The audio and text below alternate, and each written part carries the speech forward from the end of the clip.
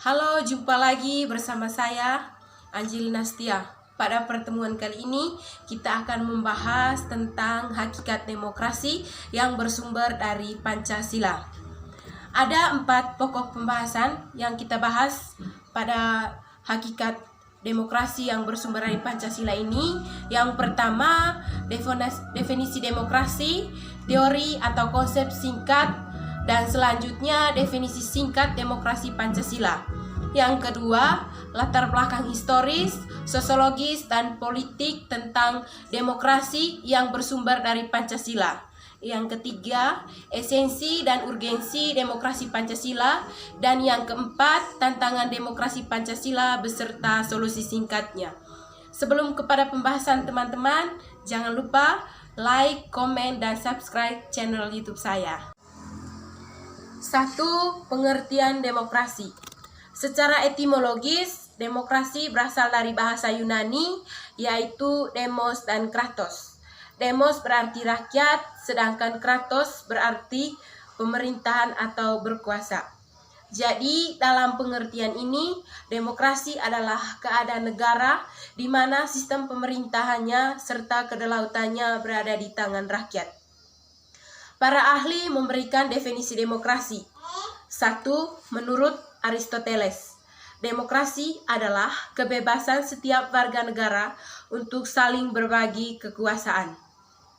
Yang kedua, Joseph A. Schumpeter mengatakan demokrasi adalah perencanaan institusional untuk mencapai keputusan politik bahwa individu-individu memperoleh kekuasaan untuk memutuskan cara perjuangan kompetitif atas suatu rakyat. Yang ketiga, Sidney Hock berpendapat bahwa demokrasi adalah bentuk pemerintahan yang keputusan-keputusan penting pemerintah diperoleh secara bebas dari rakyat biasa. Yang keempat, menurut Abraham Lincoln tahun 1863, demokrasi adalah suatu pemerintahan dari rakyat, oleh rakyat, dan untuk rakyat. Intinya, demokrasi adalah suatu tata pemerintahan di mana rakyat, baik secara langsung maupun tidak langsung, berkuasa dan berdaulat penuh. Dari pengertian demokrasi dapat ditarik kesimpulan bahwa substansi demokrasi itu sendiri merupakan kekuasaan yudikatif, eksekutif, dan legislatif berasal dari rakyat sebagai pemegang kekuasaan dan tertinggi dalam pemerintahan. Yang kedua, teori atau konsep singkat demokrasi Pancasila. Yang pertama, teori demokrasi. Yang kedua, teori demokrasi dalam klarifikasi Gould, yaitu model individualisme liberal. Yang kedua, model pluralis. Dan yang ketiga, teori demokrasi model individualisme liberal. Model teori demokrasi ini menginginkan kesamaan universal bagi seluruh rakyat oleh kesamaan hak bagi seluruh rakyat itu di dalam proses politik, atau satu orang satu suara, one man one vote. Yang kedua, teori demokrasi pluralis. Teori ini merupakan kebalikan dari individualisme abstrak yang menekankan kepentingan pribadi individu-individu yang saling lepas. Menurut teori ini, demokrasi politik memaksimumkan terwakilnya individu-individu yang kepentingan mungkin tidak akan diwakili secara memadai oleh kekuasaan kelompok tempat ia bergabung. Teori ini juga mengatakan bahwa pluralisme melindungi kebebasan memilih para individu dengan menyediakan alternatif-alternatif politik yang mampu mewakili pluralitas kelompok kepentingan atau interest group partai. Yang ketiga, teori demokrasi sosialisme holistik merupakan salah satu teori yang menekankan demokrasi ekonomi dan muncul untuk menanggapi ditolaknya kenyataan hubungan sosial dan ekonomi yang dilontarkan oleh individualisme liberal. Yang menarik dari teori sosialisme holistik adalah bahwa kebebasan tampak sebagai kebebasan dari keseluruhan untuk mengaktualisasikan potensi-potensinya melalui kegiatan-kegiatan individu. Dengan demikian, individu membantu teraktualisasinya potensi totalitas. Tujuan akhirnya adalah kemakmuran ekonomis. Totalitas masyarakat karena tercukupnya ekonomi dipandang sebagai suatu kondisi bagi kebebasan. Yang kedua, definisi singkat demokrasi Pancasila. Demokrasi Pancasila adalah demokrasi yang dijiwai, diwarnai, disemangati, dan didasari oleh Pancasila, atau yang menerapkan kelima sila dari Pancasila.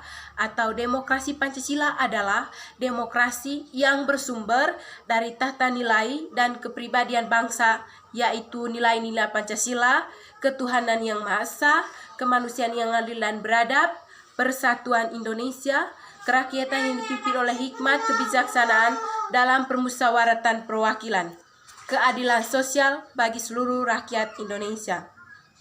Yang kedua, secara historis, menurut Muhammad Hatta, ada 3 sumber yang menghidupkan cita-cita demokrasi dalam kalbu bangsa Indonesia. 1. Sumber nilai yang berasal dari demokrasi desa. Demokrasi desa merupakan demokrasi asli yang lebih dahulu terbentuk sebelum negara Indonesia berdiri, yang dilambangkan oleh musyawarah dalam menyampaikan keputusan dan gotong royong dalam pelaksanaan keputusan tersebut. Yang kedua, nilai yang bersumber dari demokrasi Islam adalah ideologi politik yang berusaha menerapkan prinsip-prinsip Islam dalam kebijakan publik dalam kerangka demokrasi. Inti dari keyakinan Islam adalah pengakuan pada ketuhanan yang Maha Esa atau tauhid monoteisme. Dalam keyakinan ini, hanya Tuhanlah satu-satunya wujud yang pasif, bersifat nisbi belaka. Prinsip tasawuf adalah paham persamaan atau kesederajatan manusia di hadapan Tuhan, yang melarang adanya perendahan martabat dan pemaksaan kehendak antara sesama manusia. Yang ketiga, esensi dan urgensi demokrasi Pancasila. Demokrasi merupakan suatu bentuk pemerintahan politik yang kekuasaan pemerintahannya berasal dari rakyat dan untuk rakyat, baik secara langsung maupun melalui perwakilan. Istilah ini berasal dari bahasa Yunani, demokratio, kekuasaan rakyat. Istilah demokrasi pertama kali diperkenalkan oleh Aristoteles sebagai suatu bentuk pemerintahan, yaitu pemerintahan yang menggarisbawahi kekuasaan berada di tangan orang banyak atau rakyat.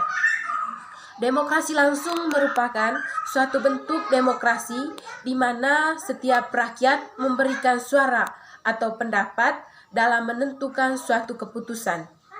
Demokrasi perwakilan adalah seluruh rakyat memilih perwakilan melalui pemilihan umum untuk menyampaikan pendapat dan mengambil keputusan bagi rakyat. 4. Tantangan demokrasi Pancasila. Saat ini, demokrasi yang bertumbuh kembang, lebih khusus demokrasi Pancasila, menghadapi tantangan yang sangat berat.